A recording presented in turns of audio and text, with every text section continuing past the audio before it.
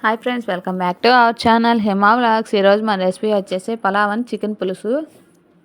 ఎలా చేయాలో చూసేద్దాం రండి. ఫస్ట్ స్టవ్ ఆన్ చేసుకొని ఒక బౌల్ అనేది పెట్టుకుందాం. అందులో కొంచెం నెయ్యి, కొంచెం నూనె వేసుకొని అవి హీట్ అయిన తర్వాత బిర్యానీ స్పైసెస్ అన్నీ వేసుకోవాలి. బిర్యానీ స్పైసెస్ వేసుకున్నాక అందులో కొన్ని జీడిపప్పు, అలాగే సన్నగా కట్ చేసిన ఉల్లిపాయ, పచ్చిమిర్చి, అలాగే టమాటాలు, క్యారెట్ కూడా వేసుకొని అవి బాగా ఫ్రై చేయాలి. ఫ్రై అయిన తర్వాత అవి బాగా ఫ్రై చేసుకుంటూనే ఉండాలి. అవి ఫ్రై అయిన తర్వాత అందులో అల్లం వెల్లుల్లి పేస్ట్, అలాగే కొబ్బరి పేస్ట్ అనేది వేసుకోవాలి.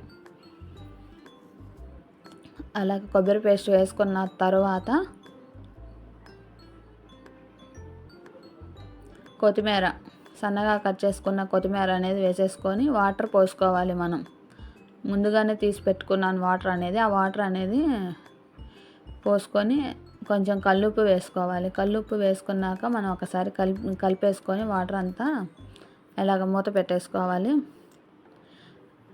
ఒక 10 మినిట్స్కి మనకి వాటర్ అనేది తెరలిపోతుంది. తెరిలిన తర్వాత మనం ముందుగా కడిగి పెట్టుకున్న బాస్మతి రైస్ అనేది అందులో వేసుకోవాలి. కొంచెంగా ఒక్కసారి మాత్రమే కలుపుకోవాలి. అలా పద్దాకలు కలిపితే విరిగిపోతాయి రైస్ అనేది. తర్వాత మనకి 70% రైస్ అనేది కుక్ అయిపోయింది. అందులో కొత్తిమీర, ఒక స్పూన్ ధనియాల పొడి అనేది వేసేసుకొని కొంచెం నెయ్యి కూడా వేసుకోవాలి. మూత పెట్టేసుకుంటే మనకి పలావ్ అనేది రెడీ అయిపోయింది. ఇప్పుడు చికెన్ కర్రీ వచ్చేసి చికెన్ క్లీన్ చేసేసుకొని పసుపు, అల్లం వెల్లుల్లి పేస్ట్ అనేది వేసుకొని మూత పెట్టేసేయాలి. ఆవిరి మీద ఉడుకుతుంది. అది ఉడికిన తర్వాత మనం అందులోనే కొంచెం సన్నగా కట్ చేసుకున్న ఉల్లిపాయలు, పచ్చిమిరకాయలు, అలాగే కొంచెం నెయ్యి, నూనె అనేది కూడా వేసేసుకొని ఒక్కసారి కలిపేసుకొని అందులోనే అల్లం వెల్లుల్లి పేస్ట్, మసాలా అంతా దానికి పట్టేలా కలిపేసుకొని మూత పెట్టుకోవాలి. ఒక 10 మినిట్స్ తర్వాత చూస్తే మనకి చికెన్ అనేది ఇలాగ సగం ఉడికేసి ఉంటుంది. అందులోనే టమాటాలు, మనకి రుచికి తగినంతగా కారం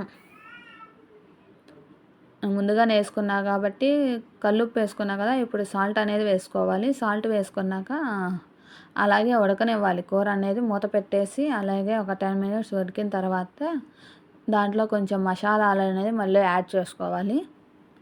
మసాలాలు యాడ్ చేసుకొని బాగా కలుపుకోవాలి. చికెన్కి ముక్కలకి అంతా పట్టేలాగా కలుపుకొని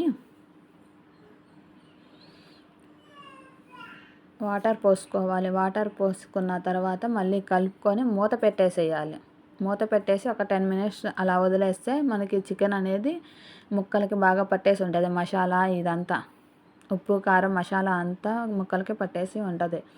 అందులోనే కొంచెం ధనియాల పొడి, కొంచెం కొత్తిమీర అనేది వేసేసుకోవాలి. ఇప్పుడు సన్నగా కోసిన కొత్తిమీర అనేది వేసేసుకొని ఒక 5 నిమిషాలు కొత్తిమీర, ధనియాల పొడి వేసిన తర్వాత ఒక 5 నిమిషాలు ఉంచుకుంటే మనకి చికెన్ పులుసు అనేది రెడీ అయిపోతుంది. లాస్ట్లో కొంచెం కరివేపాకు కూడా వేసుకుంటే కర్రీ టేస్ట్ అనేది బాగుంటుంది.